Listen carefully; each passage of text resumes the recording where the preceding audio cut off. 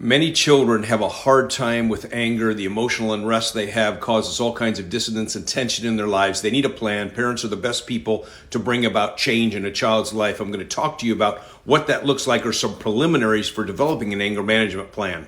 I'm Dr. Scott Turansky. I've written the book Good and Angry, Exchanging Frustration for Character in You and Your Kids. You can find it at my website, biblicalparenting.org.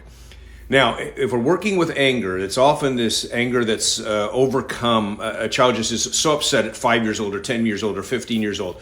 What are we going to do to help them? And I'm going to give you an anger management plan over the next several sessions that I do here on TikTok. But I want to talk about preliminaries because you have to get these things done first if you want the program to work really well. First, we have to teach children how to give up their agenda because often they're emotionally rigid and they need to become more emotionally flexible. We do that through the instruction routine that we talk about in other videos. We also teach them how to take a break. So when they receive correction, they realize they're off track, they get back on track. So we don't even start with anger. We just deal with correction and teach children how to respond to that.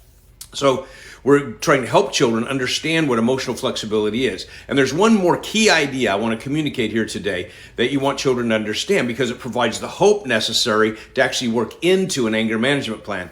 And that's to realize that anger is not bad. Anger is good for certain purposes. God created us as emotional beings. And so here's what we say. Anger is good for identifying problems, but not good for solving them. If you try to solve problems with anger, that's when relationships get damaged and people get hurt and physically bad things happen.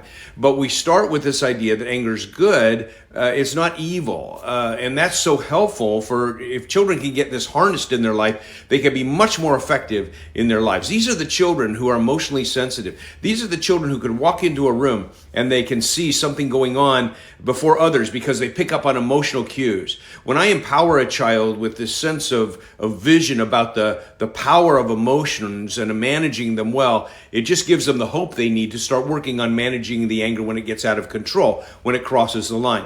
Anger is not good for solving problems, but it is good for identifying them. And that's why Ephesians chapter 4, verse 27 it says, in your anger, do not sin. In other words, there's an anger that's okay, but you can cross the line. And when you cross the line, you get into trouble.